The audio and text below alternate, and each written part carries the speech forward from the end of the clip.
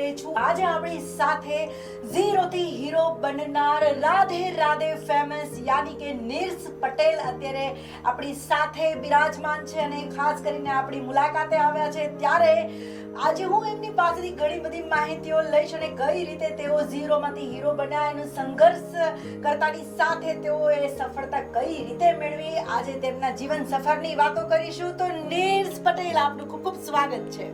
રાધે રાધે. રાધે રાધે.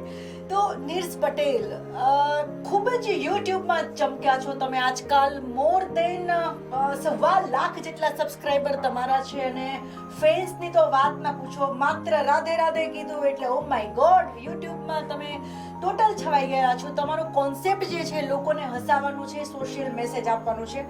આ સફળતા કઈ રીતે મળી, કઈ રીતે વિચાર આવ્યો? વિચાર એવો છે કે સ્ટાર્ટિંગ જ્યારે થયું મારું ત્યારે ટીમ નહોતી અને શરૂઆતથી એકલો હતો, પણ પછી બધું ધીરે ધીરે સેટ થતું ગયું અને એક ટીમ બની ગઈ.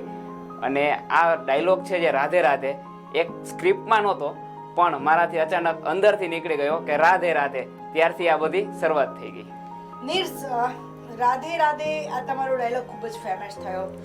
મને જાણીને આનંદ થાય છે કે તમે જે 200 થી ઉપર વિડીયોઝ બનાવ્યા છે, તમે જાતે સ્ક્રિપ્ટો પણ લખો છો, જાતે એક્ટિંગ પણ કરો છો, જાતે એડિટિંગ પણ કરો છો અને ખૂબ જ સંઘર્ષ સાથે તમે તમારી જો સંઘર્ષની વાત કરું તો 20 વર્ષના નીર્સ જ્યારે પહેલા કારખાનામાં કામ કરતા હતા પાર્ટનર તરીકે, પણ મન દુઃખ અને મોટાવ થયા પછી ત્યાંથી તેમના જીવન સંઘર્ષની શરૂઆત થઈ. અચાનક જ ક્લિક થયું કે હવે શું કરવું જોઈએ અને શું નહીં. આવો તેની પાસેથી જ આપણે જાણીએ. 20 વર્ષનો હતો, 12થમાં ફેલ થયો હતો અને પછી કારખાનામાં જોબ સ્ટાર્ટ કરી. ત્યાર પછી એક કપડાની શોપ કરી અને પછી એમાં થોડુંક પાર્ટનરશિપમાં થોડાક પ્રોબ્લેમના લીધે થોડોક ટેન્શનમાં હતો અને પછી જોયું કે યુટ્યુબ એક અલગ લેવલ ઉપર છે અને અલગ જગ્યા ઉપર છે. તો અત્યારે ગુજરાતમાં કોણ છે? ગુજરાતમાં ત્યારે એક જ વ્યક્તિ હતા, ધવલ દોમડિયા. તો મેં કીધું ગુજરાતમાંથી પણ આપણે પણ કંઈક કરીએ અને મેં શરૂઆત કરી ત્યારથી.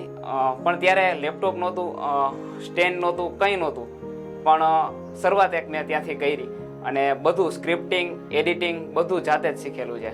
આપણે જણાવી દઉં કે જે રીતે નીર્સે શરૂઆત કરી તો પુઠ્ઠા પર તેઓ લખતા અને પોતાના મોબાઈલ પર સેલ્ફી સ્ટિક દ્વારા તેઓ પોતે જાતે 3 કેરેક્ટર પ્લે કરતા હતા અને અચાનકથી તેઓ પ્લે કરતા કરતા ધીરે 6 મહિના સુધી તેમનો આ સિલસિલો જે છે એ ચાલુ રહ્યો.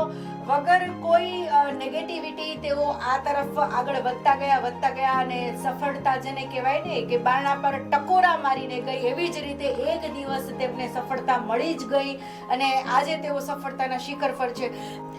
નીર્સે જ્યારે શરૂઆત કરી હતી યુટ્યુબ પર વિડીયો અપલોડ કરવાની, ત્યારે તેમને ખૂબ જ સંઘર્ષ ખેડ્યો હતો અને એ સંઘર્ષ પાછળ તેમની જો વાત કરું તો 3 કેરેક્ટર તેઓ પ્લે કરતા હતા.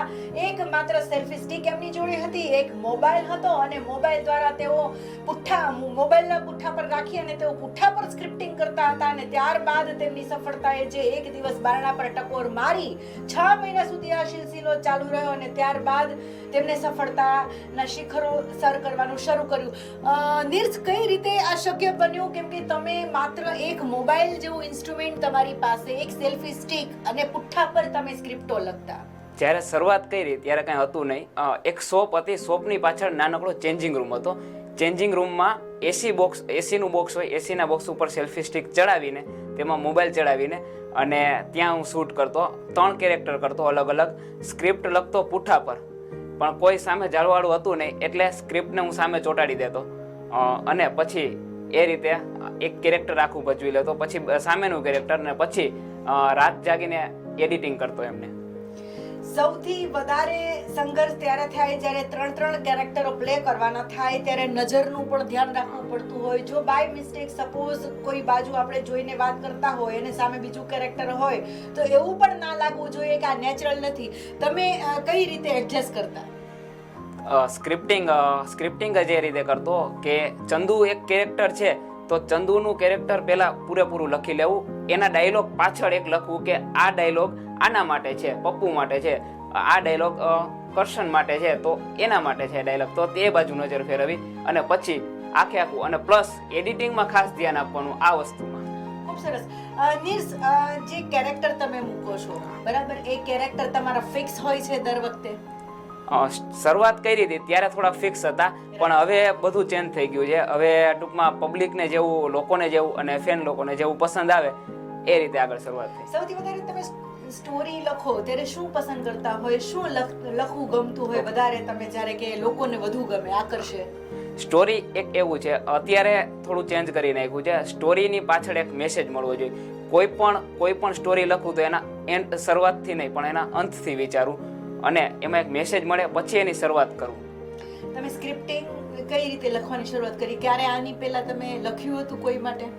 લખ્યું નહોતું, પણ પહેલાં વાંચવાનો થોડોક શોખ હતો અને બાળ કથાઓ ને એવી નાની નાની કથાઓ ને એવું પહેલાં ઘણું બધું વાંચતો, પણ પછી વાંચવાનો શોખ પૂરો થયો અને લખવાનો શોખ ચાલુ થયો. તમને લાગે છે કે જ્યારે કોઈ કેરેક્ટર પ્લે કરીએ ત્યારે લખવામાં જ્યારે દમ હોય ત્યારે તે તમે કેરેક્ટરમાં પૂરા ઉતરી શકો? લખવામાં જેટલો દમ હોય એટલું કેરેક્ટરમાં પણ આપવું પડે, અને ના આવે તો પછી રીટેક આપવો પડે. ખૂબ સરસ નીરસે વાત કરી.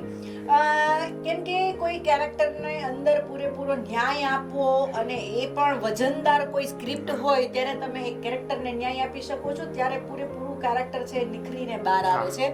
અને આ જે તમે ટૂંક સમયની અંદર 1.5 વર્ષની અંદર ખૂબ જ સારા સબસ્ક્રાઇબર બનાવ્યા, ખૂબ સારો ફેન્સ, આખા તમે જે વ્યુઅર્સ તમારા જે છે એ ખૂબ વધવા માંડ્યા, અને સારા કોમેડી, સૌથી વધારે તમને યાદગાર કોઈ એવો પ્રસંગ હોય, એવું કંઈ તમને સૌથી વધારે પ્લે ગમતું હોય એ કયો છે? ઓકે, 31st ઉપર મેં એક વિડીયો બનાવ્યો હતો. શરૂઆત કહું તો ત્યાંથી જ થઈ હતી બધી. 31st ઉપર વિડીયો બનાવ્યો હતો કે જે ભૂરિયા હોય છે એમનો તહેવાર છે, આપણો નથી. આ બાબત ઉપર મેં એક વિડીયો નાનકડો બનાવ્યો અને 2.5 મિનિટનો વિડીયો હતો. નાનકડું એવું સ્ક્રિપ્ટિંગ હતું, 1.5 કલાકમાં મેં સ્ક્રિપ્ટિંગ પૂરું કર્યું હતું એનું. અને ત્યાંથી જ જોઈએ કે રાધે રાધેની શરૂઆત ત્યાંથી જ થઈ હતી. પ્લસ લોકોને એ વસ્તુ છે ને ટચ થઈ ગઈ માઇન્ડમાં, પણ જે રાધે રાધે હું બોલ્યો એ દિલમાં ટચ થઈ ગઈ બધાને. એટલે ત્યારથી જ આ બધું, અને એ જ દિવસે રાતે 10,000 પ્લસ સબસ્ક્રાઈબર મારા થઈ ગયા હતા. ખૂબ જ સરસ. રાત તેમને 10,000 સબસ્ક્રાઇબર બનાવ્યા માત્ર રાધે રાધેથી. નીર્સ, કેવું લાગે છે જ્યારે તમે આજે લોકો વચ્ચે જાઓ છો, કોઈ કોમેન્ટ્સો આવતી હોય છે, લોકો જ્યારે તમને મળે છે, પહેલામાં અને અત્યારના સમયમાં કેટલો ફેર છે? ઘણું બધું ચેન્જ થઈ ગયું છે. પહેલા જતા મેરેજમાં તો કોઈ ખૂણામાં ખુરશી નાખીને બેઠું રહેવાનું, પણ હવે અત્યારે જઈએ તો સેલ્ફી લેવા આવે છે અને પ્લસ વાતચીત કરે છે, બહુ મજા આવે છે. એવું પણ લાગે કે કોઈ મારા જેવા આવીને ઓટોગ્રાફ પણ લઈ જાય? ઓટોગ્રાફ. જી નીર્સ, ક્યારેક તમને એવું મન થાય કે તમે આના સિવાય પણ બીજું કરી શકો આગળ જીવનમાં? તમને જો તક મળે, તમને આજે સુવર્ણ તક મળી, એક દિવસે રાતોરાત તમને સંગીતા સ્ટુડિયોમાંથી પણ એક કોલ આવ્યો અને તમને એમ કહ્યું કે અમારા માટે આવા પ્રોજેક્ટ પર તમે કામ કરો, તો તમે ઇન્ટરેસ્ટેડ છો ખરા? હા, શ્યોર. સંગીતા સ્ટુડિયોમાંથી જ્યારે કોલ આવ્યો એ પણ મારી લાઈફનો થોડોક ચેન્જિંગ પોઈન્ટ હતો, કેમ કે ત્યારે મારે 25,000 જેવા સમથિંગ સબસ્ક્રાઈબર હતા, અને ત્યાર પછી ઘણું બધું ચેન્જ થઈ ગયું. અને 25 વિડીયો એમની ચેનલમાં અપલોડ થયા પછી ફોલોઅર્સ ને બધું ઘણું બધું વધ્યું છે. તમે કોઈ સબ્જેક્ટ પસંદ કરતા હોય ત્યારે શું ધ્યાનમાં રાખો? કેમ કે કોમેડી સખત તમારે આજના સમયને લગતું પીરસવું પડે, નવું લોકોને આપતું રહેવું પડે, તો તમને કેવી રીતે મળી જતું હોય આ નવું? કેવી રીતે તમને બધા કોન્સેપ્ટ આવે મગજમાં? પબ્લિકમાં જવાનું, 2 વસ્તુ માર્ક કરવાની. આયલા જતા હોય ટૂંકમાં કે મોબાઈલ ઉપર વાત કરે છે તો કઈ રીતે વાત કરે છે, કેની સાથે વાત કરે છે અને કેટલી વાત કરે છે. આ રીતે નાના પોઈન્ટમાંથી ઘણું બધું મેળવી લેવાનું, પણ એ બાબતમાં સખત વિચારવાનું. વાત છે, ઘણી બધી વખત તમારે વિચારવું પડતું હોય છે. એક નાનું માને કે તમારી સામે કોઈ કેરેક્ટરો બેઠા હોય, અથવા તો કોઈ પણ જગ્યાએ તમે ગયા હોય અને તમને કંઈક એવું નોંધવામાં આવે તો તરત તમારા માઇન્ડમાં તમે લઈ લો ને એના ઉપરથી ફટાફટ કોમેડી સીન આખો ક્રિએટ થઈ જાય. તમને ફિલ્મોમાં કોઈ સ્ક્રિપ્ટ રાઇટિંગની ઓફર આવે, એ કોમેડીનો અત્યારે ખૂબ ચલણ છે, તો તમને જવું ગમશે ખરા? શ્યોર. એ સિવાય નીર્સ, તમે શું કરવા માંગો છો આનાથી આગળ? તમને તમારો શોખ શું છે? અત્યારે તો શોખ એટલો જ છે કે આ જ લાઈનમાં કઈ રીતે હજી આગળ વધવું અને લોકોને કઈ રીતે હસાવવા અને પ્લસ એક સોશિયલ મેસેજ આપવું. રાઈટ. જીવનમાં જો તમને તક મળે તો શું બનવા ઈચ્છશો? અત્યારે તો એક્ટર જ. એક્ટર. કયા પ્રકારનું કેરેક્ટર? તમને રોલ મોડેલ કોણ છે તમારા? રોલ મોડેલમાં અત્યારે તો છે નહીં કોઈ, પણ મલ્હાર ઠાકર. મલ્હાર બનવું છે. મલ્હાર બનવું છે. જી. અને હિન્દી ફિલ્મોમાં? હિન્દી ફિલ્મોમાં સલમાન ખાન. સલમાન ખાન. નિર્સ ખુદ સલમાન ખાન અને ગુજરાતી મૂવીની વાત કરીએ તો તેઓ મલ્હાર ઠાકરના મોટા ફેન છે.